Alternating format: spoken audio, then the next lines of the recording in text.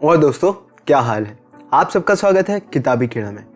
अगर आप एक एवरेज इंडियन का रूटीन देखेंगे तो उसमें सबसे पहले न्यूज़पेपर आता है और फिर उसके बाद और किसी चीज़ की शुरुआत होती है। हम अपने दिन की शुरुआत न्यूज़पेपर से करते हैं ताकि हम इस देश दुनिया से अपडेट रहें। पर क्या आपको पता है कि ये न्यूज़ हमें कितना ज़्यादा नुकसान पहुंचाती है? बिना पता चले ये हमारे सबकॉन्शियस माइंड से खेलती है और हमें इन्फ्लुएंस करती है।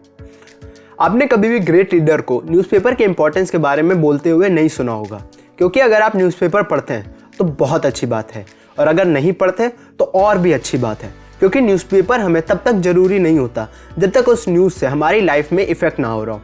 हाँ, न्यूज़पेपर को हम लोग एक सोर्स ऑफ एंटरटेनमेंट कह सकते हैं, क्योंकि ये हमारा टाइम पास करवाता है, पर इसको सबसे ज़रूरी चीज़ कहना वो गलत होगा। अब काफ़ी लोग बोलेंगे कि न्यूज़पेपर से हमें करंट अफेयर्स के बारे में पता चलता है और इससे हमें एग्जामिनेशन में काफ़ी मदद मिलती है। तो जैसे कि मैंने अभी कहा था कि न्यूज़पेपर हमें तभी पढ़ना चाहिए जब हमें उसकी नीड हो, जैसे कि करंट अफेयर्स को प्रिपेयर करने के लिए या फिर बिजनेस न्यूज़ के लिए, अगर आप बिजनेस कर रहे हैं और उस बिजनेस न्यूज़ से आपका बिजनेस इफेक्ट होगा।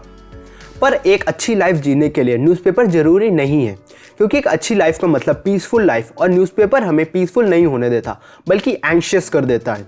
तो आज मैं आपको इस वीडियो में कुछ पॉइंट्स बताऊंगा कि आपको न्यूज़पेपर क्यों नहीं पढ़ना चाहिए, और फिर उसके बाद में बताऊंगा कि आप न्यूज़ से कैसे दूर हो सकते हैं और अपनी लाइफ को अच्छे से जी सकते हैं। तो चलिए स्टार्ट करते हैं। Why news is irrelevant. अगर आप डेली न्यूज़पेपर पढ़ते हैं और फिर शाम को भी न्यूज़ देखते हैं तो मिनिमम आप डेली 60 न्यूज़ को देखते हैं और सुनते होंगे। ये न्यूज़ पीसेस ज़्यादा भी हो सकती है, पर मैंने अभी के लिए 60 लिया है। अब अगर हम इस डेली 60 न्यूज़ को 365 से मल्टीप्लाई करें तो एक साल में आपने 21,900 न्यूज़ पीसेस को कंज्यूम किया है। अब मैं आपसे सिर्फ एक सिंपल सवाल पूछता हूँ, इन 21,900 न्यूज़ ने आपको आपकी लाइफ में कितनी ज़्यादा हेल्प की है? मतलब इनमें से कितनी न्यूज़ की हेल्प से आपने अपनी लाइफ के इंपॉर्टेंट डिसीजन लिए हैं और उस डिसीजन से आपकी लाइफ कितनी ज़्यादा इंप्रूव हुई है? मैं मान लेता हूँ कि 0.1 न्यूज़ ने आपकी ज़िंदगी को बदला होगा। तो अगर 21,900 का 0.1% निकालें तो अप्रॉक्सीमेटली ये 22 न्यूज़ निकल के आता है। मतलब ज़्यादा से ज़्यादा 20 न्यूज़ ही आपकी हेल्प करेंगे, और ये फिगर तो बहुत ज़्यादा है। शायद ये क्वेश्चन अगर किसी से मैं रियलिटी में पूछूं तो ये 21 से घट के 2 से 3 हो जाएगा। तो हम लोग सिर्फ 2 से 3 न्यूज़ के चक्कर में अपने दिन के कम से कम 2 से 3 घंटे बर्बाद कर देते हैं। ये तो सिर्फ एक साल का है। अगर आप 10 से 20 साल से न्यूज़पेपर पढ़ रहे हैं तो फिर आपने अपनी ज़िंदगी का काफ़ी इंपॉर्टेंट टाइम वेस्ट कर दिया है। आप इन्हें 2 से 3 घंटे को यूज़ करके दुनिया को बदलने में लगा सकते हैं। अगर आप न्यूज़ इसलिए पढ़ते हैं कि आपको पता चले कि दुनिया में क्या क्या बुरा हो रहा है, तो आपको नहीं पढ़ना चाहिए, क्योंकि आप सिर्फ न्यूज़ पढ़ रहे हैं, उसके लिए कुछ कर नहीं रहे। अगर आपको इतनी ज़्यादा चिंता है इस दुनिया की, तो आपको इस दुनिया को अच्छा बनाना चाहिए दूसरों की हेल्प करके। पर आप तो अपने एसी वाले रूम में बैठ के सिर्फ बोल रहे हैं कि दुनिया में ऐसा नहीं होना चाहिए, लोगों को अच्छे से बिहेव करना चाहिए। ये वही बात हो गई कि आपकी मम्मी बीमार है और आप सिर्फ बोल रहे हैं कि आपको बहुत दुख है कि आपकी मम्मी बीमार है और उनकी तबीयत सुधारने के लिए कुछ कर नहीं रहे। और जब आप नेगेटिव न्यूज़ देखते हैं तो आपका मूड, माइंड, बॉडी और सोल सब कुछ दुखी हो जाता है, क्योंकि किसी का दुख देख के हमें अच्छा नहीं लगता। और जब ये एक्सटर्नल नेगेटिविटी हमारे दिमाग में आती है तो हम यही नेगेटिव एनर्जी अपने पूरे घर में भी फैला देते हैं, जिसकी वजह से हम उस नेगेटिविटी को और ज़्यादा बढ़ावा देते हैं। News is outside your circle of competence. Warren Buffett हरदम एक टर्म का यूज़ करते हैं जो कि है सर्कल ऑफ कॉम्पिटेंस। इस सर्कल के अंदर वो सब चीज़ें आती हैं जिस चीज़ में हम एक्सपर्ट हैं, और इस सर्कल के बाहर वो सब चीज़ें आती हैं जिसके बारे में हम नहीं जानते। अब जो न्यूज़ आजकल चलती हैं वो हमारे सर्कल ऑफ कॉम्पिटेंस से बाहर है। जैसे कि मान लीजिए आप एक स्कूल टीचर हैं, तो आपके सर्कल ऑफ कॉम्पिटेंस के अंदर आपकी सब्जेक्ट की नॉलेज और बच्चों को अच्छे से ग्रो करना है, ये सब आएगा। और इसके बाहर की जितनी भी नॉलेज है वो सब आपको नीड नहीं है। अब आपको क्या फ़र्क पड़ता है कि साउथ अफ्रीका का बैट्समैन रिटायर होकर कहाँ रह रहा है, या फिर अमेरिका ने कौन सी नई फाइनेंशियल पॉलिसी लाई है जिसकी वजह से वहाँ के सिटीजन पे ज़्यादा टैक्स लगेगा, क्योंकि ये दोनों न्यूज़ आपको ना ही ग्रो होने देंगी और ना ही आपके सर्कल ऑफ कॉम्पिटेंस को इम्प्रूव करेंगी। हमारे यहाँ आजकल न्यूज़ इंडस्ट्री बन चुकी है, जिसकी वजह से यह हमारा अटेंशन ग्रैब करने की कोशिश में लगी रहती है और फालतू की इन्फॉर्मेशन देती रहती है। अगर हम अपने दिमाग में नॉन इम्पॉर्टेंट न्यूज़ भर लेंगे तो इम्पॉर्टेंट नॉलेज के लिए तो हमारे दिमाग में जगह ही नहीं बचेगी, जिसकी वजह से ना ही हम अपने सर्कल ऑफ कॉम्पिटेंस में ग्रो हो पाएंगे और ना ही अपनी लाइफ को इम्प्रूव कर पाएंगे। न्यूज़ रीइंफोर्स हिंडसाइट बायस। क्या आपको कभी लगा है कि आपको पहले से ही पता था कि क्या होने वाला है? जैसे कि 2008 के फाइनेंशियल क्राइसिस के बाद काफ़ी सारे इकोनॉमिस्ट ने बताया कि 2008 का फाइनेंशियल क्राइसिस प्रेडिक्टेबल था, पर उस समय किसी ने नहीं बताया था कि फाइनेंशियल क्राइसिस आने वाला है, क्योंकि हम फर्स्ट टाइम किसी भी चीज़ को प्रेडिक्ट नहीं कर पाते।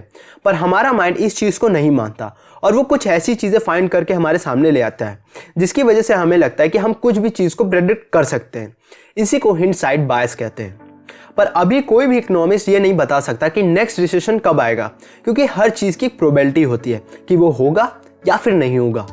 न्यूज़ इसी चीज़ को बढ़ाता है। जैसे कि अगर किसी कंपनी का स्टॉक गिरता है तो न्यूज़ वाले ऐसे बताएंगे कि सिर्फ एक एक्शन की वजह से ही पूरा प्राइस गिर गया।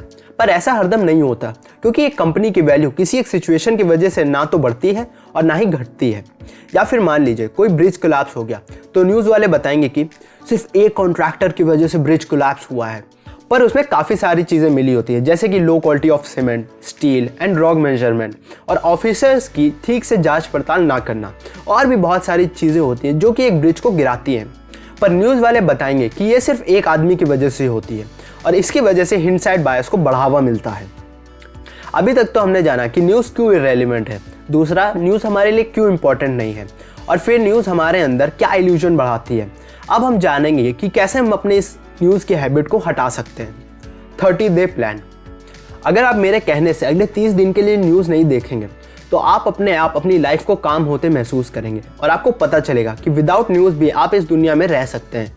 अगर आपका मन करे इस 30 दिन में कि आपको न्यूज़ देखना है तो आपको अपने आप को पुश करना है कि 30 दिन के बाद तो आप वापस इस न्यूज़ को कंज्यूम कर सकते हैं, पर ये 30 दिन आपको न्यूज़ नहीं देखनी है। और अगर कोई बहुत इंपॉर्टेंट न्यूज़ होगी तो वो आपके अपने कलीग्स या फिर अपने फैमिली मेम्बर से मिल जाएगी, जिसकी वजह से आपको बहुत इंपॉर्टेंट न्यूज़ पता चल जाएगी।